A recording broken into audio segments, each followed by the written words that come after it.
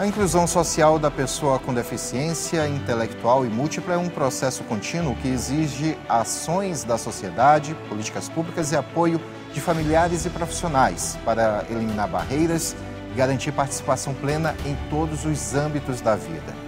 A Lei nº 13.585, de 2017, criou a Semana Nacional da Pessoa com Deficiência Intelectual e Múltipla, celebrada anualmente de 21 a 28 de agosto. O principal objetivo é promover a conscientização sobre os direitos, as necessidades e os potenciais dessas pessoas. Como tem sido a aplicação da lei e suas nuances? E o combate ao preconceito e à discriminação? E a inclusão social? Essas e outras questões estão no Contraplano de hoje.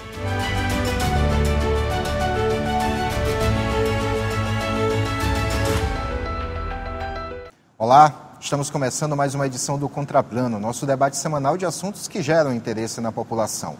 Nosso tema hoje é Semana de Inclusão Social da Pessoa com Deficiência Intelectual e Múltipla. Para esta conversa, convidamos a diretora de Mobilidade Inclusiva e Aeroviária, Travessia, Isabelle Passinho. O coordenador de comunicação da APAE de São Luís e pesquisador do Observatório de Inclusão e Economia da UFMA, Gabriel Bartowski. O defensor público titular do Núcleo de Defesa do Idoso, da Pessoa com Deficiência e da Saúde, Dr. Vinícius Goulart.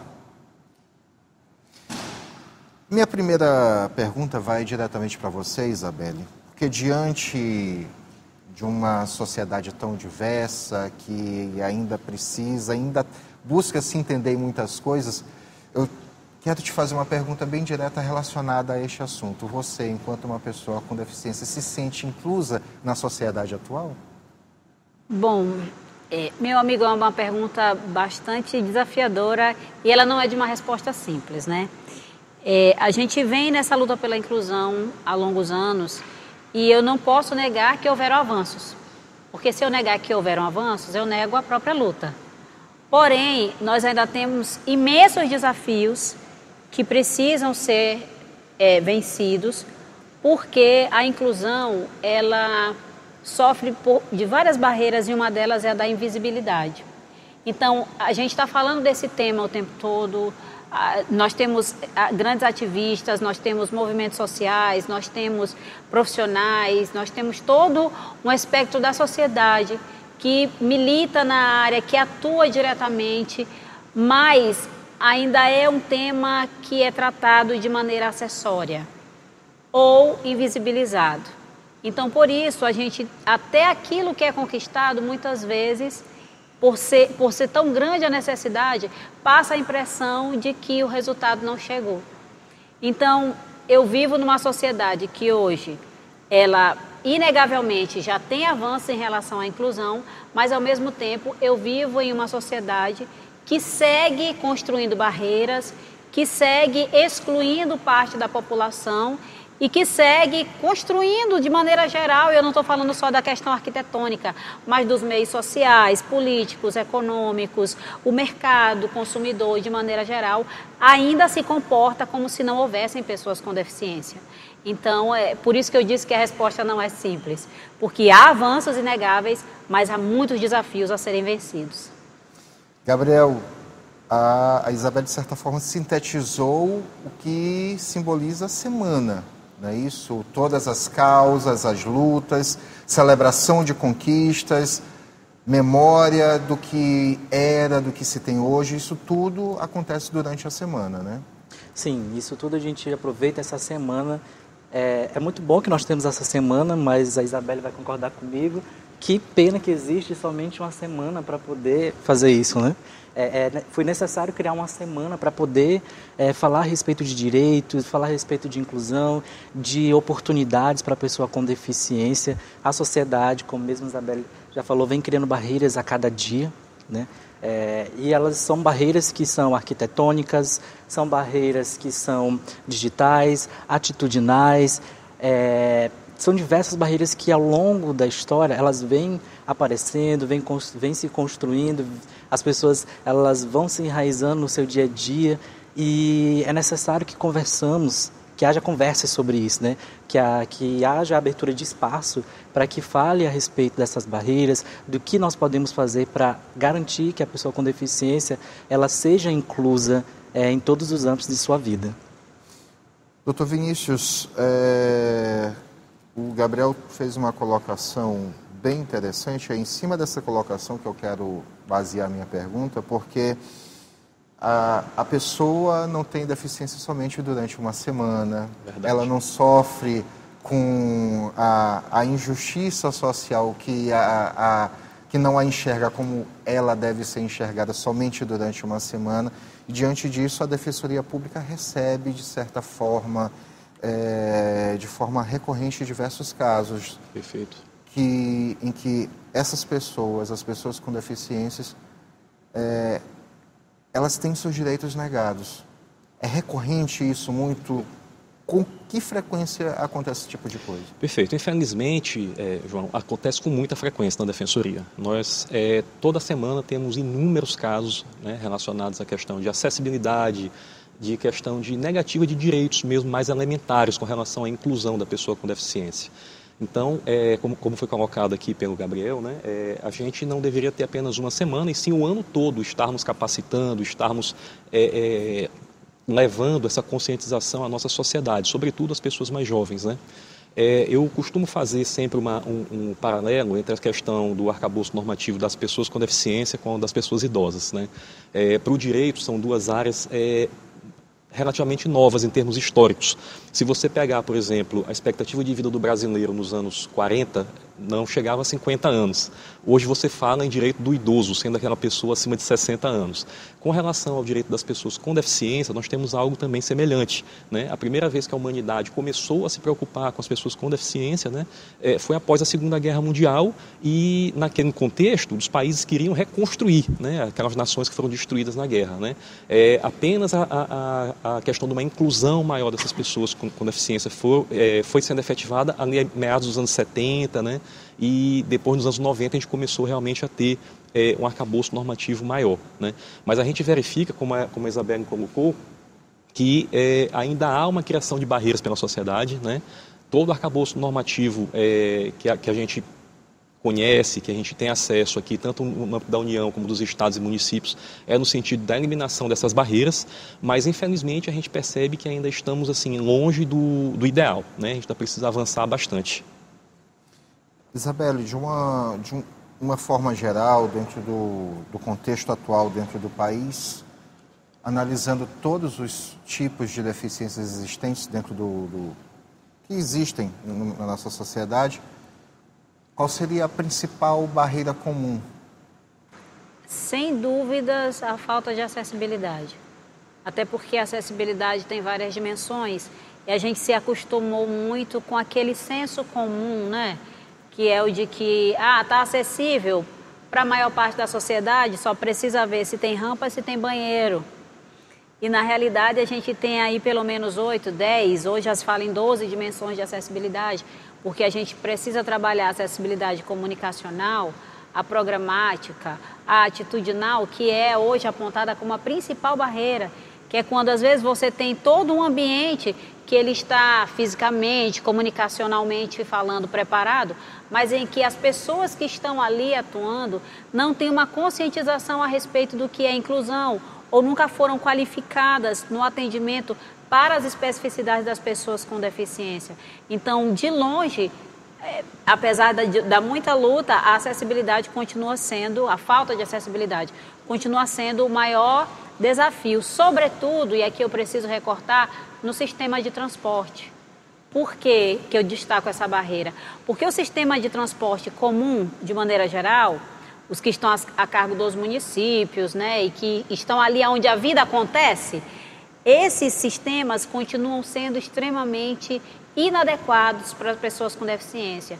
E aí, quando você parte da ideia e do dado real de que a grande maioria das pessoas se locomove por meio do transporte público, quando você tem uma pessoa com deficiência que ela é atravessada por esse marcador social, você tem aí uma série de comprometimentos e impactos negativos na vida desse cidadão que vai impedi-lo de exercer sua cidadania. Porque, veja bem, se eu não saio de casa, eu não estudo.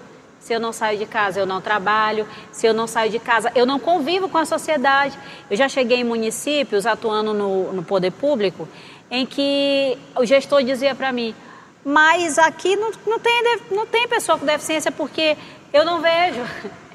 E aí eu tinha que, sabe, doutor, fazer a pergunta, mas e a sua cidade? Está convidando as pessoas com deficiência para sair? Verdade. Então elas existem, mas elas continuam invisíveis por quê? Porque não existe acessibilidade, né, adequada para que ela possa ali conviver em sociedade, e isso vai deixando as pessoas com deficiência cada vez mais à margem desse convívio social. E aí é interessante como uma resposta vai puxando uma outra pergunta. E aí, Gabriel, tu que faz parte da APAE, muitas das vezes as pessoas acham que vocês trabalham só com quem tem síndrome de Down. Sim, essa é uma... Pode ser a base do trabalho, como surgiu o trabalho da APAE, mas o trabalho é diverso, vocês trabalham com públicos diversos de pessoas com deficiência, né, Gabriel? Sim, na verdade, a história da APAE começou com deficiência intelectual, né? Em 1971, o casal fundador teve 2 filhos que apresentaram uma febre de 39 graus aos 3 anos de idade e resultou em sequelas de deficiência intelectual. E aí eles vieram de Grajaú, porque não tinha lá na cidade nenhum apoio no aparato, vieram para São Luís. Em São Luís também ainda não havia tanta especialidade, mas já havia algo que pudesse dar suporte.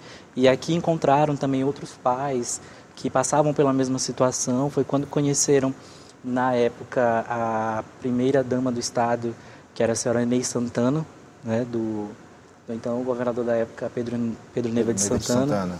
E ela deu suporte, foi atrás de conhecimento, foi no México para saber o que poderia ser feito. Depois descobriu que existia a APAE do Rio, que foi a primeira APAE do Rio, né? A primeira APAE do Brasil, que hoje já tem 70 anos. E então trouxe para cá a proposta e foi fundada a APAE de São Luís. E aí, a partir disso, foi se conhecendo que a APAE era uma referência para atender pessoas com deficiência, e aí outras síndromes também foram chegando e foi acolhendo, né? Porque eram pais que tinham necessidades de que seus filhos fossem atendidos, e era também pessoas com deficiência que necessitavam de atenção, necessitavam de cuidados médicos, cuidados educacionais, né? Principalmente, porque naquela época era um dos gargalos, porque não conseguia se colocar na escola, porque não tinha ninguém para dar assistência especializada. Se hoje nós já temos dificuldades, ainda está engatinhando, imagina naquela época, né? Hoje nós falamos de educação inclusiva, de educação especializada, mas foi uma luta muito grande para chegar até onde nós estamos, né? Só em 2015 foi através da lei de inclusão, que foi definida que a pessoa com deficiência ela também tem que ir para a sala de ensino regular, né? Porque acreditavam que escolas especializadas segregavam pessoas com deficiência, isolando elas da sociedade. Então, a lei de inclusão veio para fazer essa mudança, para garantir a inclusão da pessoa com deficiência. Então, o movimento Apaiano hoje ele atende muitos tipos de deficiência, apesar de que a intelectual é a sua prioritária, mas existem diversas deficiências que passam por lá, síndromes também, né? E também porque as pessoas olham mais a síndrome de Down porque ela é muito visual, né? Então, sempre acredita que é só a síndrome de Down que tem de deficiência, né? Então, como ela é visual, as pessoas acabam tendo mais atenção para isso, né? Mas temos diversas outras deficiências, né? A Isabelle que ela conhece já esse campo, que não sabe que existem outras deficiências, mas a gente pode até falar que existe até mesmo uma escolha de que deficiência as pessoas querem gostar, né, Isabelle? Porque o síndrome de Down, por ele tem umas características do olhinho puxado, a bochechinha um pouquinho mais gordinha, acaba que aí você, ai, que fofinho, que bonitinho, e se prende naquela imagem e é isso. Mas esquecem, não sabem que até mesmo a pessoa com síndrome de Down tem outras condições de saúde, não é somente a aparência. Tem outras condições de saúde também que afetam o seu desenvolvimento, a sua vida, né? Afeta o desenvolvimento da própria família, né? Então, as pessoas precisam conhecer mais, não somente ver em datas específicas sobre tal deficiência, elas precisam conhecer mais a respeito disso. Isabelle falou agora há pouco a respeito de que é muito difícil conversar com essa nova geração, e realmente porque é uma geração que não está se importando muito com diversas pautas. Ela não se importa muito com diversas pautas, né? E a inclusão é uma que ela fica muito de escanteio. Até uma observação que eu faço, nós tivemos um congresso de comunicação lá na UFMA, há uns 4 meses atrás, e nós tivemos um painel, nós tivemos um grupo de estudos, onde foram apresentar trabalhos de acessibilidade, né? Eu estava nesse grupo de acessibilidade, e era eu e mais 4 pessoas apresentando, e nós tivemos as 4 pessoas apresentando na sala e mais 2 convidados, que um foi meu e outro de outra pessoa, mas não tivemos mais ninguém. A pauta inclusão e acessibilidade é um assunto que não interessa muito às pessoas. É bem complicado falar sobre acessibilidade para quem não quer ouvir, para quem não se interessa. Eu me interesso, a Isabelle se interessa, vocês se interessam, nós nos interessamos, mas existem pessoas que elas não querem ouvir, e é um trabalho de sensibilização muito grande que a gente faz.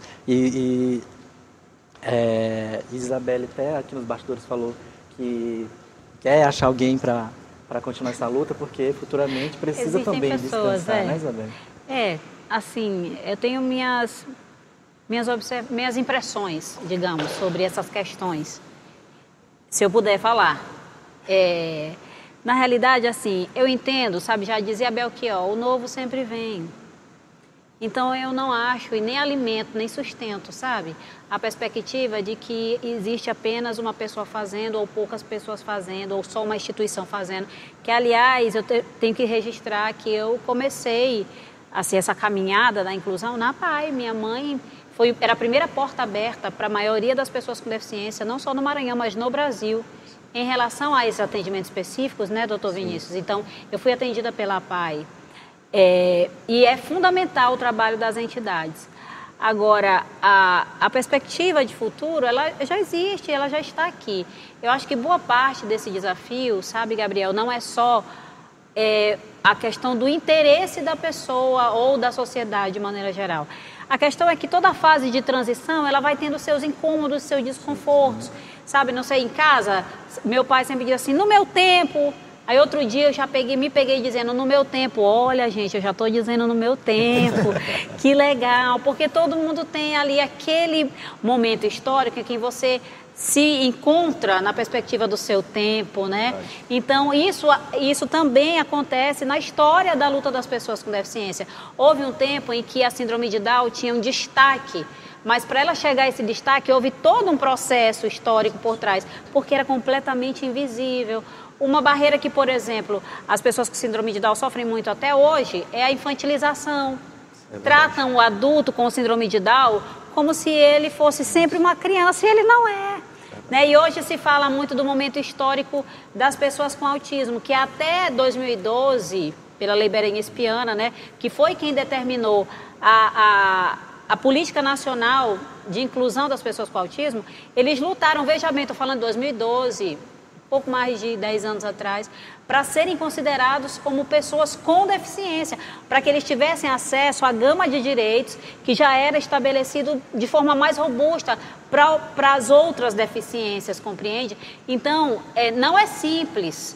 E aí, além disso, você vê as inovações tecnológicas e a sociedade, ela descambou para o virtual, e isso é fato. Então, a gente não pode ficar, na minha opinião, lamentando. Pelo contrário, a gente tem o desafio, a minha geração, a nossa geração, ela tem o desafio de comunicação, que é essa tua área, o desafio de se comunicar com quem está chegando, porque nós não somos eternos e a forma dele se comunicar não vai mudar. Ele é o menino que está vendo o vídeo do TikTok de 15 segundos e acabou. Eu não tenho TikTok, porque eu digo que eu não tenho espírito de TikTok. Mas outro dia, um dos meus mentores de rede social falou, você precisa abrir o TikTok. Por quê? Porque são milhões de pessoas, principalmente na faixa etária da adolescência e da primeira parte da juventude, que só vê TikTok. Então, às vezes, o nosso formato, sabe? As pessoas acham que eu sou um pouco chata, né? Quando eu digo que eu não tenho paciência para ir para palestra, não tenho mesmo. Para as mesmas pessoas de sempre, eu já vi vocês dezenas de vezes, amo todo mundo, mas eu preciso falar com quem não está me ouvindo, com quem não me conhece, porque a pauta da inclusão não pode ser guetizada. E ela nem pode ser apenas de um grupo que se auto-intitula como os únicos capazes de falar dessa pauta. Não sei se eu estou me fazendo compreender. Sim. Enquanto a pauta for só da Isabelle, do Gabriel, do Vinícius, entende? For só da TV Assembleia, que sempre abre esse tema, isso é fantástico. Porque a gente precisa que os meios de comunicação continuem pautando a inclusão. Mas enquanto forem alguns que eu sempre consigo identificar, significa que provavelmente nós estamos falhando. Porque a nossa comunicação está restrita a uma bolha e para inclusão acontecer, eu preciso obrigatoriamente furar essa bolha. Desculpa aqui que eu falo demais. Não, foi pertinente e aí você fez uma fala agora que me fez recordar de algumas perguntas que às vezes as pessoas me fazem, né? Por que tu fala de inclusão? O que está no teu dia a dia? E eu sempre respondo, mas eu preciso ser uma pessoa com deficiência para poder falar disso? Não preciso. De jeito algum. Eu não preciso ser uma pessoa com deficiência. Eu sou um aliado. E se isso me interessa, é porque eu conheço pessoas que necessitam dessa atenção, que necessitam que essa pauta seja levantada, que essa pauta ela tenha visibilidade, que eles tenham visibilidade em todos os espaços. Eu comecei a me envolver mais com a inclusão depois que eu entrei na PAI, né? Comecei a trabalhar na PAI e agora, inclusive, mesmo agora recente, apresentei um trabalho no Congresso das APAIs do Estado de São Paulo. Meu trabalho foi aprovado, ficou entre os 5 melhores e vai sair na revista da PAI Brasil, falando sobre a nossa oficina de influenciadores digitais, que é o quê? Ensinando os nossos alunos a usarem as redes sociais, para que eles também tenham espaço ali no meio digital. Eles também têm direito de ter aquele espaço como deles. Não é somente...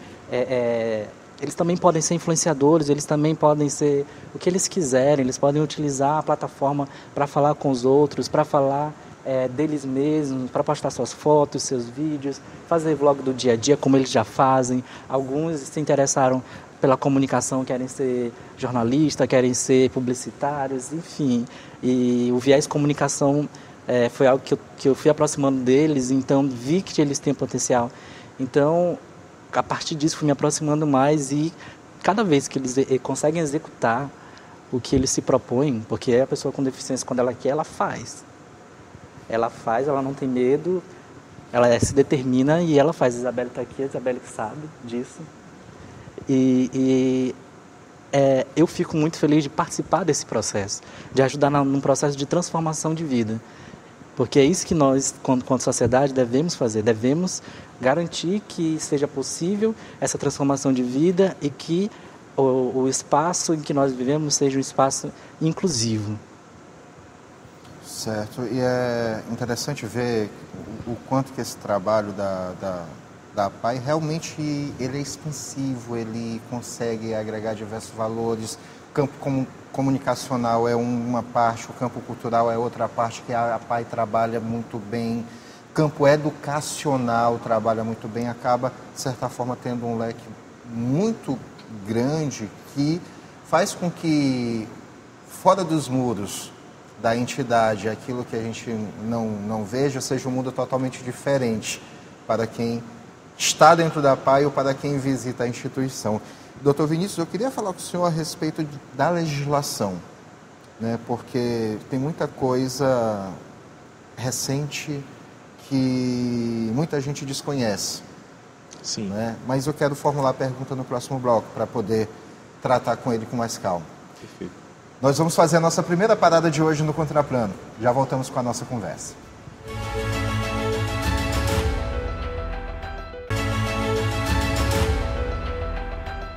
Estamos de volta com o Contraplano, hoje debatendo a Semana de Inclusão Social da Pessoa com Deficiência Intelectual e Múltipla. E aí no bloco anterior, doutor Vinícius, eu me voltei para falar a respeito da legislação, porque foi até citado aqui pela Isabelle a questão do autismo, né, que já foi na década passada, mesmo período em que a fibromialgia também foi sendo reconhecida. Algo muito recente também, e agora me foge o nome, a deficiência quando a pessoa perde a visão só de um dos olhos. Visão, né? Monocular. Visão monocular, exatamente. Acabou se transformando também em deficiência, mas muita gente desconhece. Às vezes acha que não se trata realmente de uma deficiência. Eu lhe pergunto, ao passo que todas essas deficiências estão sendo reconhecidas, a lei está se fazendo chegar à população, à sociedade, para que elas reconheçam essas deficiências? Perfeito. Isso é uma pergunta bastante interessante, no sentido de que a gente tem um grande arcabouço normativo com relação a normas relacionadas à pessoa com deficiência. Como a principal norma do país, nós temos a Lei Brasileira de Inclusão, que traz ali vários diversos aspectos com relação à pessoa com deficiência, direito ao trabalho, à moradia, à saúde, à educação. No entanto, a gente percebe uma dificuldade na implementação de algumas políticas, né, que vai chegar ali realmente à população, né, que é alvo daquela lei. A Isabelle comentou há pouco que uma coisa puxa a outra, né? Ela falou, por exemplo, a pessoa que não tem acessibilidade, às vezes, no transporte coletivo, não é, Isabelle? A pessoa não estuda, a pessoa não trabalha porque ela não tem como sair de casa, né? Então, se a gente for pegar, por exemplo, dados do nosso último censo, de 2022, o Brasil tem cerca de 7% da população sendo pessoa com deficiência. Trazendo para o Maranhão, nós temos um pouquinho mais aí, cerca de 8%. Se a gente faz um outro recorte e pega, por exemplo, número de pessoas analfabetas, certo? No Brasil, nós temos cerca de 5%. Maranhão, um pouquinho mais, cerca de 11% da população. Se esse recorte vai para as pessoas com deficiência, que são analfabetas, no último censo, nós temos, a nível de Brasil, 21%, a nível de Maranhão, quase 35%. Ou seja, está faltando alguma coisa aí, né? Por que eu tenho 5% para a população em geral e para a pessoa com deficiência eu tenho cerca de 21% da população com analfabetismo? Daí a gente vai começar, poxa, mas é porque a questão da acessibilidade é complicado. A pessoa não tem como, por exemplo, às vezes pegar aquele transporte coletivo e chegar até a escola. Às vezes a escola não tem aquela estrutura adequada para a pessoa, para que essa pessoa fique na escola, que ela continue os seus estudos, né? Na Defensoria, nós temos a campeã de demanda da gente lá hoje, com relação justamente, Isabelle, essa questão de acessibilidade no transporte público, sobretudo municipal. Nós temos várias ações individuais, nós temos uma ação civil pública que nós intentamos já tem alguns anos, foi feito um acordo. O que a gente queria inicialmente com isso? Porque quando a gente se reúne com as concessionárias falam que não, os ônibus não saem daqui das garagens sem o elevador estar funcionando e tal. E as pessoas que são usuárias do serviço falam que não, a gente está tendo dificuldade. Então a gente fica numa situação bem complicada. Então o que eu pensei inicialmente? A gente tem uma carência muito grande hoje de dados com relação a isso, né? Quantas pessoas formularam uma reclamação porque o elevador do ônibus do consórcio tal não está funcionando? Até para que a gente possa ver quais são as empresas que vêm violando sistematicamente esse direito. Perfeito. E possamos ir atrás dessa empresa de uma maneira, né, individualizada sobre a empresa. Então, após esse acordo, eu consegui reunir todas as concessionárias que prestam serviço aqui na cidade de São Luís, a CEMETED e a SMTT. Então, nós fizemos um acordo lá na Defensoria, no sentido de que as pessoas com deficiência, usuários do serviço, elas vão ter acesso a um canal direto com a CEMEPED, que é a Secretaria Municipal Extraordinária da Pessoa com Deficiência. Quando essa pessoa for vítima de violação, ela vai entrar em contato com a CEMEPED por esse canal. A CEMEPED vai encaminhar isso para a SMTT, que vai cobrar da concessionária. A concessionária ficou estabelecido um prazo de 10 dias para dar uma resposta, para que a gente saiba se foi sanado ou não aquele problema. E a CEMEPED ficou responsável por arquivar esses casos. qual empresa, entendeu? Para que a gente tenha esses dados globais, para que ao final de 6 meses, ao final de um ano, eu tenha como chegar e dizer que a empresa X violou tantas vezes o direito à acessibilidade e sentar diretamente com essa empresa ou acionar diretamente essa empresa para tentar uma melhoria geral e mais coletiva nessa demanda. Certo, e é uma temática até recorrente quando a gente fala do transporte público, porque quando nós vemos, foi entregue uma nova frota com 10, 15, 30 veículos e todos possuem elevador. Gente, se a frota é composta de 300, o interessante é que os 300 tivessem elevador. Isso a gente fala do transporte urbano. Se a gente partir para o transporte semi-urbano, a mesma coisa. Se a gente partir para o transporte intermunicipal, que talvez percentualmente a situação seja até mais crítica, né? Deveria ser da mesma forma. Né? Não contar que de uma frota de 10 você tem 5. Os 10 deveriam nem ter... Nem pode, né? Licitar sem acessibilidade. Não pode licitar sem acessibilidade. O que acontece é assim, porque é um problema que ele é um dragão de 7 cabeças. Eu digo assim porque acompanho essa pauta específica do transporte. Hoje trabalho com isso, mas com transporte complementar, que é de outra natureza, que é programa social, que não substitui o transporte urbano e que por isso acaba sendo altamente demandado. Mas aqui nós temos algumas questões de características geográficas, mas que não são de maneira geral enfrentada por quem executa o serviço de transporte público. Eu já cheguei a defender a criação de uma empresa pública de transporte, em que a gente tivesse uma condição de fiscalização que fosse mais eficiente, porque está comprovado que o modelo que opera hoje na capital é falido. Ele é falido de todas as formas. Eu tenho propriedade para dizer, eu estou dizendo com base tanto em dados quanto da vivência de pessoas com deficiência que hoje ficam de 2 a 4 horas para passar um coletivo que tenha o elevador funcionando. Então, esse problema não é um problema qualquer e nem é um problema que começou ontem. Eu nem trato sobre gestão A, B ou C, porque tem pelo menos umas 5 ou 6 gestões que eu estou acompanhando esse processo e pouquíssimo foi alterado positivamente em relação a isso, a condição de fiscalização, e sempre trazem a mesma solução que não resolve. O que me parece? Bom, tem uma frase aí na internet, né? Se você quer resultado diferente, como é que faz tudo igual? Né? Está comprovado que São Luís não é apta para receber ônibus coletivo com elevador automático. Porque se a empresa está dizendo que ela entregou e ela para entregar o objeto, na adjudicação, eu preciso, não é, doutor? Sim. Verificar o objeto, não é? Eu só recebo se ele estiver na forma do edital, na forma do chamamento público, não é isso? Então ele me entregou o ônibus com o elevador funcionando. E aí a população está aqui, ela percebe, não funciona. Que ele sai da garagem e daqui a 20 quilômetros, daqui a 10 quilômetros ele enguiça. Esse modelo não serve para nós. E aí o que nós vamos ficar fazendo? A gente vai ficar esperando que a pessoa fique 4 horas na parada, esperando que ela seja destratada, humilhada, e ela tenha que ir lá bater na porta do doutor Vinícius, na defensoria, para poder resolver um problema que é de gestão. Será que é só esse modelo de carro que existe? Em São Paulo, bem que no Teresina, que é mais perto, né? É largamente utilizado no mercado ônibus com piso rebaixado. O piso rebaixa, que é o mesmo utilizado, o mesmo formato do carro utilizado no transporte escolar, que é financiado pela União Federal.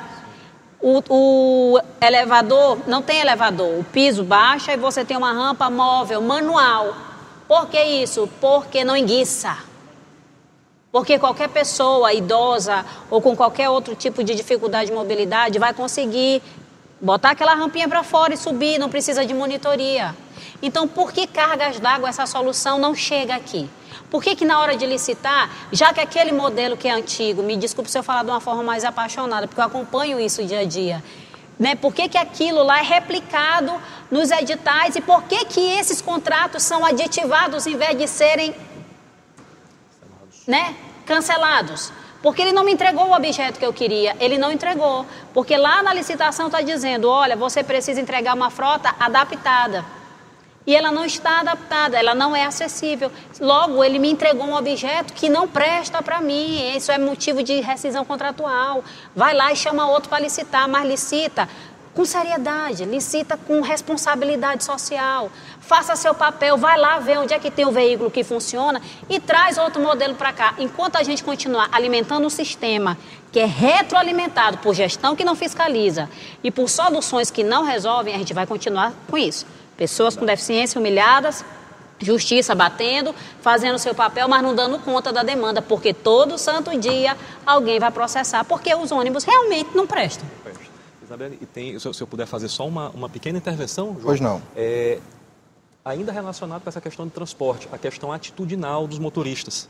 Chegam diversas reclamações lá para a gente de motoristas que simplesmente não param o ônibus. Eles veem uma pessoa com deficiência às vezes, na parada, ele não quer parar para poder ajudar aquela pessoa e simplesmente passa com o ônibus, né? É uma questão atitudinal muito triste. Para mim é uma questão de desumanidade muito grande. E infelizmente chegam diversos casos dessa natureza na defensoria também. Doutor Vinícius, além disso, né, dos próprios motoristas, às vezes há próprios passageiros que não gostam quando precisa parar para poder embarcar um passageiro que necessita ali do elevador, né? E ainda existe muito isso, que aí também, é o que a Isabelle falou, também já falei, que está aí na barreira atitudinal, né? As pessoas têm atitudes, às vezes, muito egoísta, né? Eu estou apressado, eu tenho que chegar no trabalho, mas aquela pessoa também precisa. Como se a pessoa com deficiência fosse responsável por ele não controlar o tempo dele. Não sair com antecedência de casa, pegar o ônibus anterior, né? Para poder chegar com folga. Isso. E aí, nessa questão, a pessoa com deficiência, a que necessita daquele equipamento, às vezes ela saiu com muito tempo de casa, porque ela já sabe que ela vai ficar muito tempo ali na parada. Ela já sabe que ela vai precisar de um dispêndio de energia maior para poder conseguir até onde ela quer, né? E aí, inclusive, eu até parabenizo a Isabelle por conta do programa Travessia. Eu acompanho bastante lá pelas redes sociais e que bom que existe esse serviço para poder ajudar pessoas com deficiência a irem para eventos, a irem para shows, para consultas médicas. É uma iniciativa muito bacana, assim, muito louvável e que deveria ser replicado em todas as esferas, né? Certo. Gabriel, eu queria continuar a conversa contigo porque eu queria falar a respeito do que foi feito dentro da programação, né, da semana relacionado à PAI. Mas a gente pode conversar sobre isso no próximo bloco? Vamos lá. Momento de mais um intervalo no Contraplano de hoje. Já nós voltamos com a nossa conversa.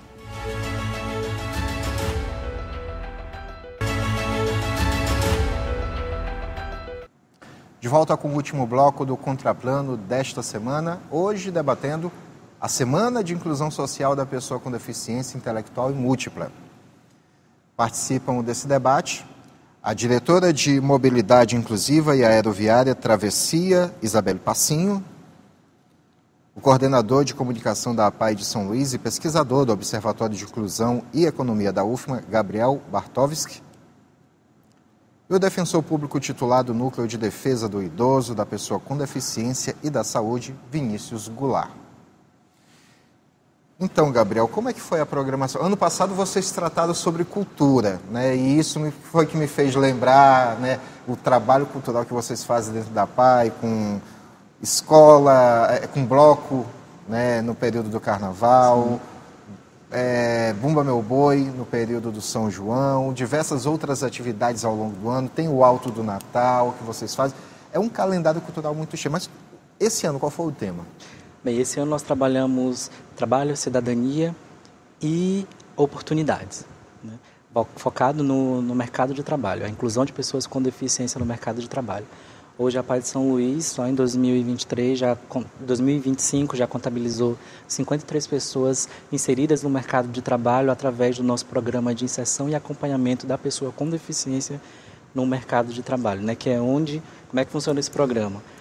Os nossos atendidos, eles passam por capacitações profissionais, cursos, oficinas, e isso vai ali ajudando no seu desenvolvimento e a partir dali vamos observando habilidades.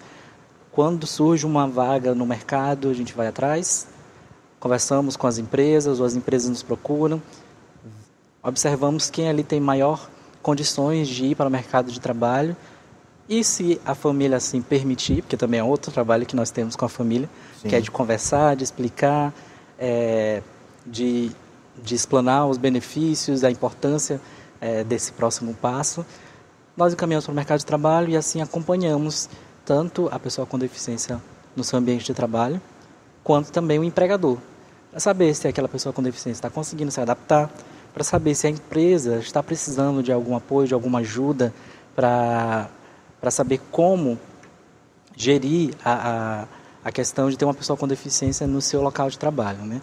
Uma das ações que a gente faz, quase sempre com as empresas, é falar sobre comunicação inclusiva com os colaboradores, que seria o quê? Falar quais são os termos corretos, como se referir à pessoa com deficiência, a evitar ter atitudes capacitistas, né? Que acontece demais. Às vezes, já aconteceu de empresa querer falar com a mãe para poder resolver alguma coisa com a pessoa com deficiência, sendo que a pessoa com deficiência está ali, ela sabe como resolver, ela tem capacidade de conversar, de entendimento, mas às vezes as empresas preferem falar com a família, né? Porque acreditam que ele não vai conseguir compreender.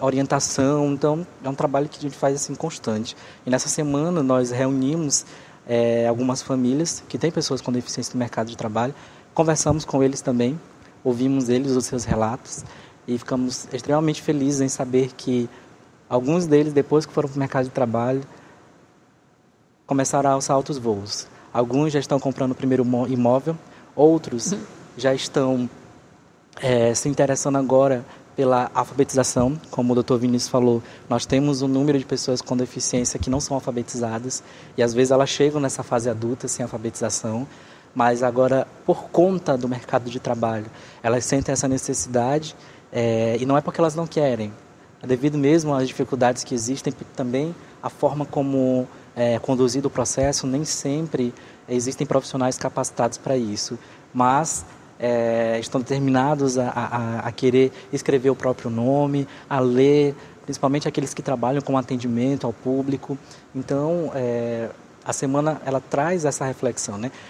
Nós temos aí no ano, a PAI de São Luís instituiu a Semana da Inclusão aqui na própria instituição, né? Porque nós temos o mês de agosto, que é a Semana da Pessoa com Deficiência Intelectual e Múltipla, que é a Semana Nacional, e nós então implantamos a Semana da Inclusão para ter mais aí um momento para falar desses temas, né? No ano passado a gente falou sobre cultura, sobre o protagonismo da pessoa com deficiência também em espaços culturais. E quando a gente fala em espaços culturais, não é o acesso à plateia, não é o acesso a ir a um show, a ir a uma atração, mas é também estar no palco, porque o palco também é um espaço de inclusão, é um espaço de protagonismo, né? Essa é a palavra, um espaço de protagonismo, onde a pessoa com deficiência, ela também tem direito de estar ali, ela também pode ser artista, ela não se isenta dessa oportunidade, né? Então, a PAI vem trazendo essas oportunidades sempre de conversar com as famílias a respeito disso, né? Falamos sobre a atualização sobre o BPC, sobre a lei de assistência social, enfim, trouxemos muitas informações para orientar as famílias, porque o nosso objetivo é também capacitar as pessoas com deficiência para que na vida adulta elas possam ir para o mercado de trabalho, porque elas tenham condições de serem independentes, autônomas, que elas sejam protagonistas da sua própria vida, né? Então, o nosso trabalho tem sido esse constante. Dr. Vinícius, eu cresci ouvindo é quase como uma máxima, quase como um ditado de que a lição começa em casa, né? E quando a Defensoria defende muito as causas, ela acaba adotando. E a Defensoria abriu espaço no mercado de trabalho para muitas pessoas com deficiência. Vocês contam com um público interessante, pessoas com deficiência que atuam na Defensoria, né? Perfeito. Nós temos sim pessoas com deficiência que atuam na instituição Defensoria, né? E a gente tem um projeto parecido com o projeto do Gabriel lá na PAI também. Nós temos um termo de colaboração com o Ministério Público do Trabalho e com a Auditoria do Trabalho por conta da lei de cotas, né? Empresas com mais de 100 trabalhadores têm que ter um percentual de pessoas com deficiência naquele quadro de funcionários daquela empresa. Então, como o Ministério Público do Trabalho e a Auditoria fazem aquela fiscalização das empresas, se está ocorrendo ou não aquele cumprimento das cotas, né, as empresas elas acabam indo buscar pessoas com deficiência que possam trabalhar para poder cumprir aquelas vagas, né? Na verdade, cobrir aquelas vagas.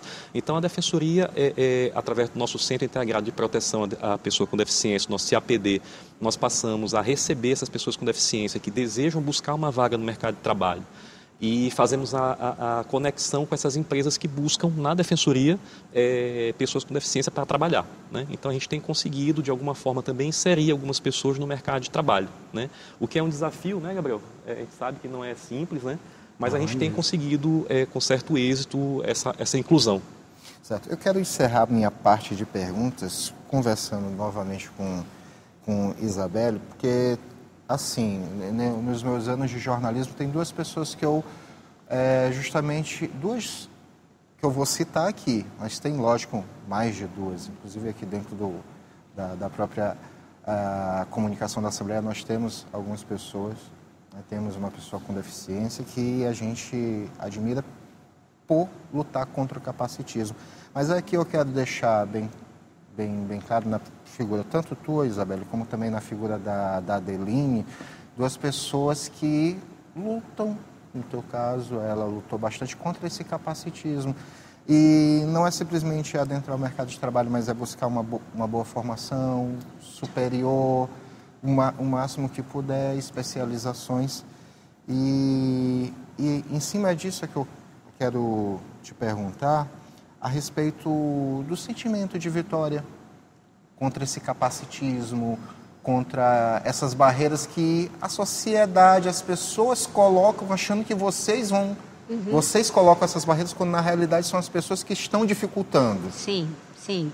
A gente costuma dizer que o problema não é a deficiência, o problema é a sociedade não inclusiva, né? O problema não é você precisar de auxílio para andar, precisar de comunicação tátil para ler, você precisar de intérprete de Libras. O problema é quando esses fatores lhes são negados e quando essa negativa é considerada natural. Quando é naturalizado, eu fazer perguntas que, de repente, eu não faria para uma pessoa se ela não tivesse deficiência.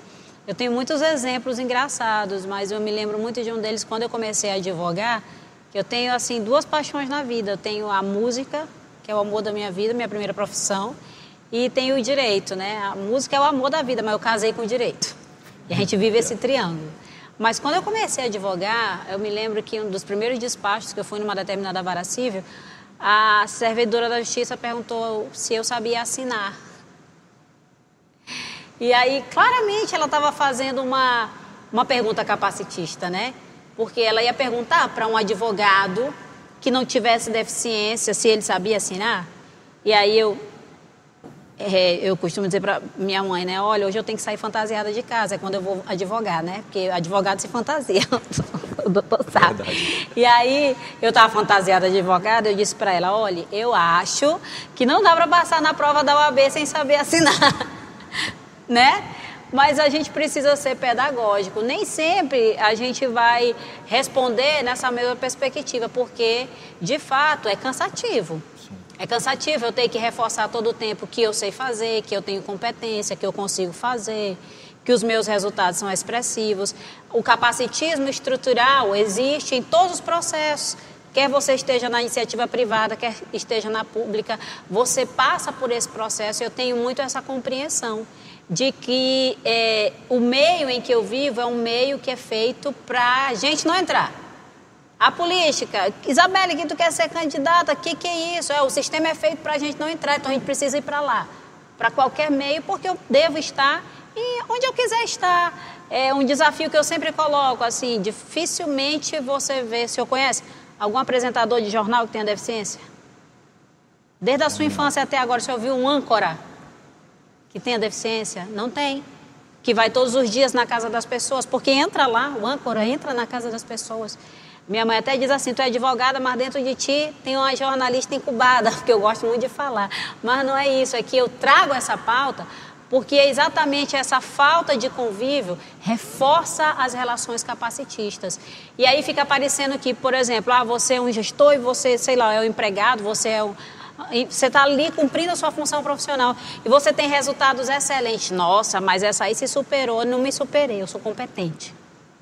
E essa perspectiva da superação é uma perspectiva capacitista. Talvez eu tenha que enfrentar mais desafios, como o Deline teve que enfrentar mais desafios, ainda mais a gente quando parte para o recorte de gênero, né? Mulher com deficiência não é nem mulher. Quantas marcas acessíveis você vê no consultório obstétrico? São Luís teve a sua primeiro mamógrafo acessível em 2019, fruto de um processo que o coletivo de mulheres com deficiência processou a prefeitura, porque não tinha no Hospital da Mulher. Parece que mulher com deficiência não tem câncer, não faz preventivo. Então, essas questões cotidianas, elas são barreiras reais que pessoas com deficiência passam, me tratam como se eu fosse criança. Eu estava numa aeronave, a aeromoça disse, como é que é, comissária de bordo, com licença, posso pegar na sua mãozinha? Posso te levar para o seu assentinho? Eu respondo para ela, por que a senhora está falando com essa vozinha? Como se eu tivesse 5 anos de idade. Que absurdo, eu sou uma mulher de mais de 40 anos. Mas é a perspectiva capacitista, coitada, ou é a coitadinha ou é a super-heroína. Então, nunca é visto como aquilo que nós somos, pessoas. Como todas as outras, com nossas características. Deficiência não é doença. Deficiência é característica de diversidade. Como existem pessoas negras, pessoas quilombolas, pessoas LGBT, existem pessoas com deficiência. E o nosso grande desafio, talvez, o maior que a gente enfrenta hoje na sociedade, é exatamente perceber o capacitismo nessas pequenas ações. De, por exemplo, eu chegar no restaurante e eu pedir uma cerveja sozinha. Eu gosto de andar só, porque estou sempre cercada de gente, então eu moro sozinha, né? Por opção mesmo. Foi com muito contragosto da mamãe, mas eu moro só, já tenho alguns anos. E gosto de sair só, porque normalmente eu estou cercada de gente. E eu cheguei no restaurante e pedi uma cerveja, e aí o garçom pegou, virou o cardápio e disse, não, mas aqui tem suco. A senhora está esperando mais alguém? Eu fechei o cardápio e falei, no momento eu estou esperando a cerveja. Porque eu sou cadeirante, eu não posso tomar cerveja? Me convida, eu prefiro o vinho, mas eu gosto da cervejinha também. Compreende? Eu estou trazendo esses exemplos para você ver que são diárias as barreiras. É no trabalho, mas é no restaurante, é no parque. Eu toda enfeitada, brilhosa, indo para a feirinha, no período de carnaval. E aí a mulher perguntou no meio da rua, senhora vai lá para onde está essa multidão? Eu digo, não, vou para o hospital.